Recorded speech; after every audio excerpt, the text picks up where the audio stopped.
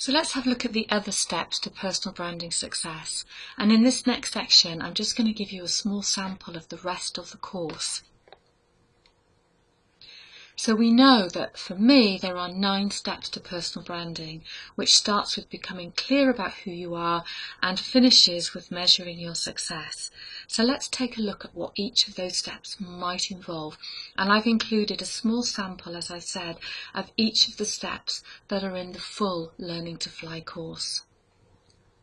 So step 1, becoming clear about who you are.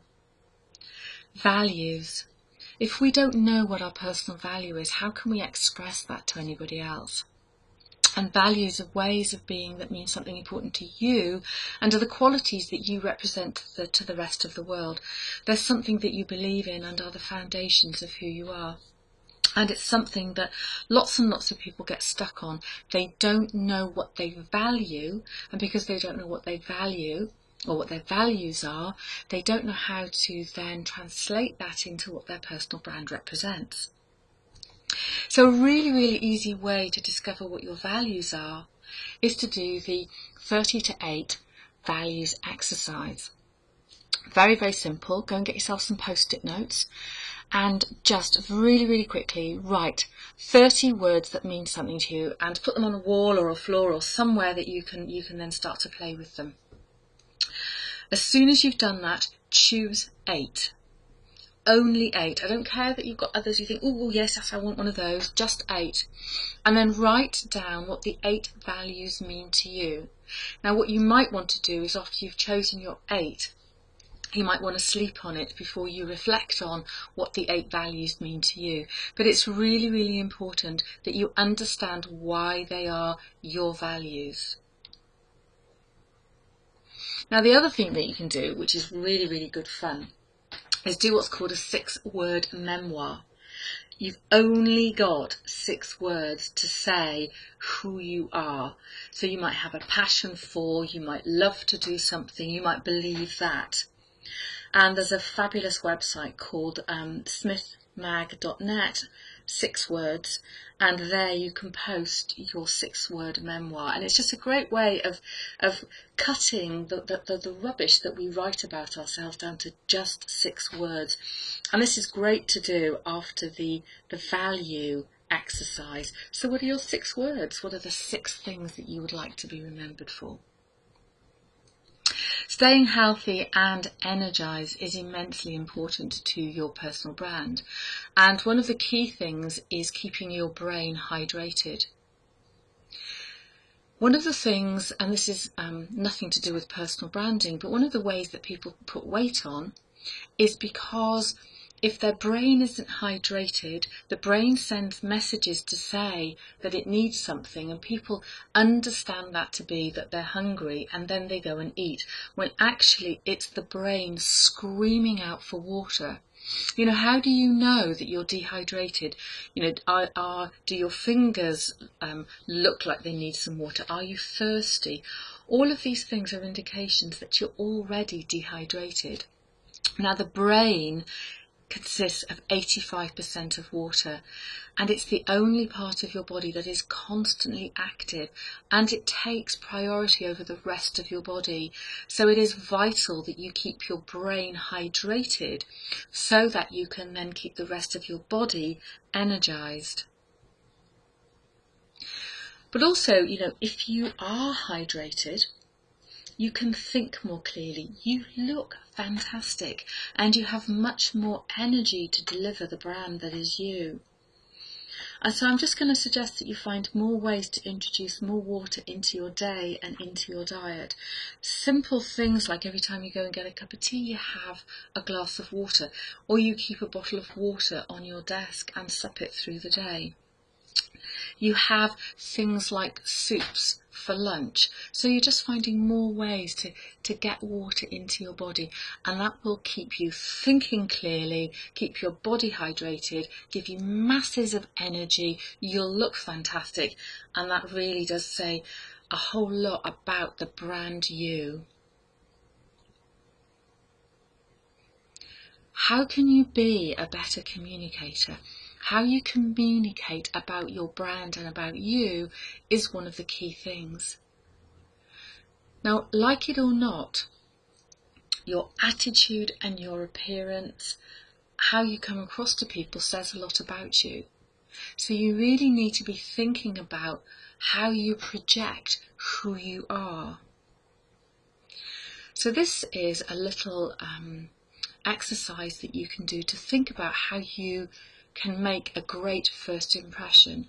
And we know that first impressions are made within the first few seconds of somebody meeting you. So when you meet somebody, have open body language. Establish eye contact. There's nothing worse than meeting someone who looks down. You want somebody who's giving you good eye contact and maintaining it. Rapport is about building good communication. It's about mirroring and matching the other person. It's about being on the same wavelength. It's about good listening. It's about looking attentive. And when you communicate, you're talking the same language, you're using words that people understand, and you're using open gestures. You're not pointing at people or chopping your hand. So first impressions are really, really important. And meet, establish, rapport and communicate is something that if you can remember that, it will go a long way towards creating a great first impression. So what about the people that you're surrounding yourself with? They say a lot about who you are. So who would you like to have in your network? Who are your customers? Now, I always segregate my customers into targets, people that I would like to build a relationship with. Suspects are people that I might have started the communication process with. Prospects I am talking to, and obviously customers are the people that you are who are buying your products and services. And then you've got people who are your ex-customers, and they're just as important, because if they've sampled something about you and your value and your personal brand, they could still be selling you out to their network. Who are your suppliers? And these are people who may supply you with services and products, and they may be partners that you do joint ventures with. And they're very, very important, because again, they're sampling your brand, but in a different way. And they will tell other people about you and their experience of selling you product. What about your peers, the people that you network with, the people that you go to networking meetings, colleagues, people that you work with, people with inside your business, friends and family? They are all equally important as your suppliers and customers.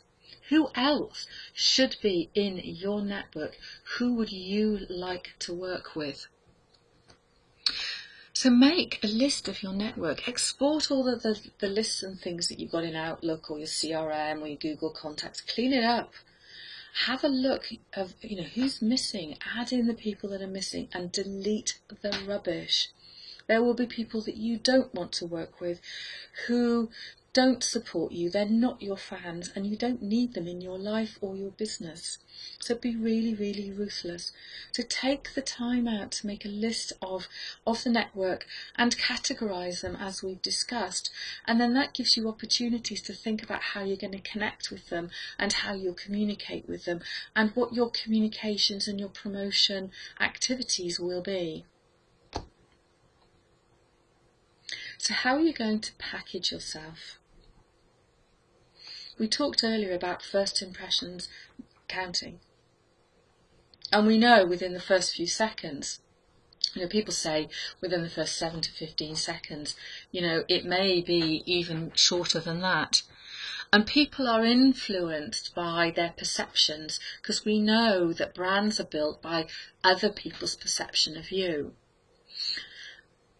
But also how we act towards people and how people feel about us. Our personal brand is about emotion, how people connect with us emotionally. And it's also about stereotypes and experiences and prejudice.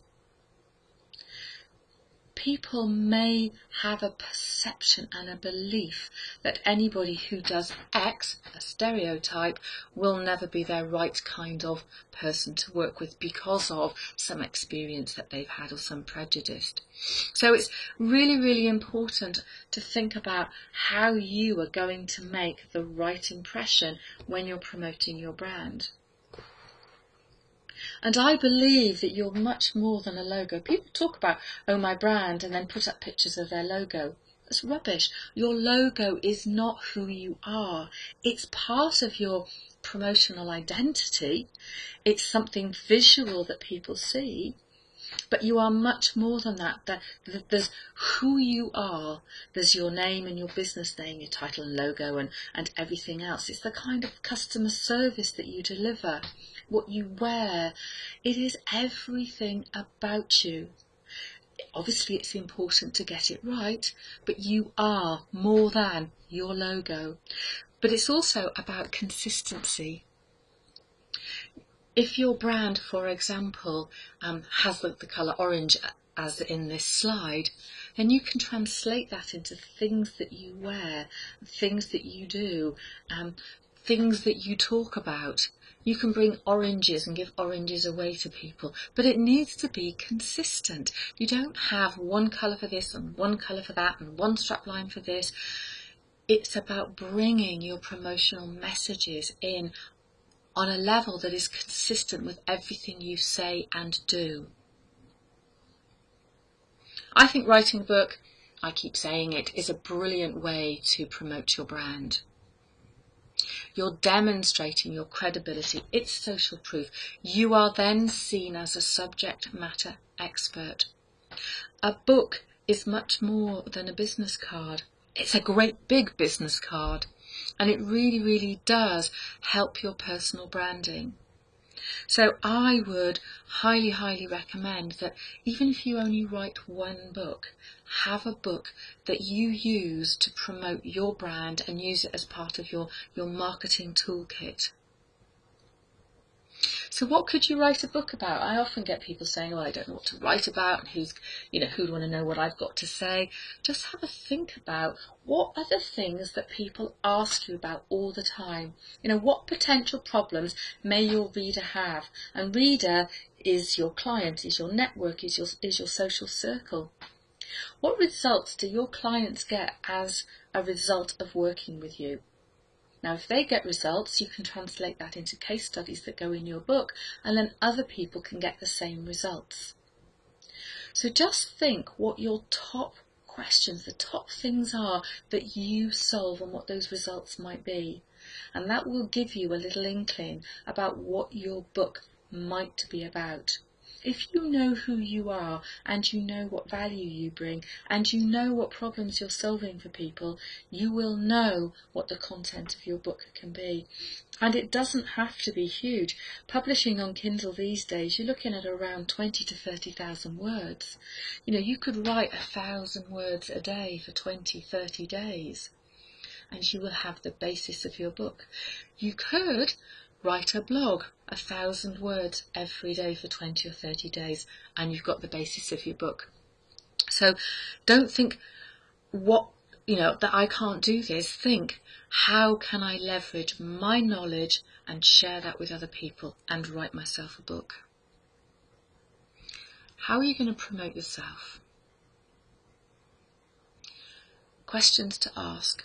Who is your intended audience and where do they hang out? How do the people in your network get their information? When you know who your intended customer and audience is and know where they go, that's when you can build yourself a marketing toolkit.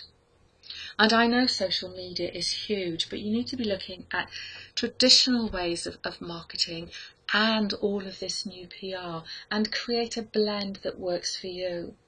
Now you may say, well, I've got no time to do all of this, and I don't know how to do various things. But there are people out there that know how to build websites and write blogs and help you to write books and how to do direct mailers. And there are people who can teach you how to network and all sorts of things. So look at what you can do. Build yourself an appropriate marketing toolkit. Outsource what you can't do, but think about the best way to promote your brand and who can help you. I think a blog is an amazing way to promote your brand. Yeah, this comes back to the book bit. What have you got to say? And blogs are amazing ways to demonstrate your passion and show your expertise. And like I said, if you're writing a blog, you've got content for a book, and books and blogs are great ways to promote yourself. Now, all of this is no good if you don't take feedback and measure your success. Now, lots of people think that success is that they've got thousands of followers on Twitter, or people are commenting on their blog. But I think followers only feed your ego. I think you need to find a way of finding out what your measure of success is. So what is your measure of success? Well, let's start with thinking about what return on investment means. So your return on your investment is your gain from your investment minus the cost of investment divided by the cost of the investment. Confused? Well, let's think about this. What is your gain from your investment? What do you want to gain? Is it value, relationships, money? What is your cost of investment? That will be your time, that will be other cash that you've spent and other resources that you've invested in terms of putting your marketing out there. So what might your goals be? You need to have some marketing goals so that you can measure your success. So you might have things that appear to be a little bit woolly, like connect and build relationships. Sell more product more profitably. Now, I always think that whatever you're doing, you're going to need to sell products. You need, if you're not selling your products and your services and making a profit, then clearly you don't have a business. But you might want to get more speaker opportunities. So there's things that might be tangible and things that you might consider to be intangible. So some things have a personal value and some things have a number value. And I think your goals are going to be a mixture of both. But you need to write them down and you need to make them very, very specific.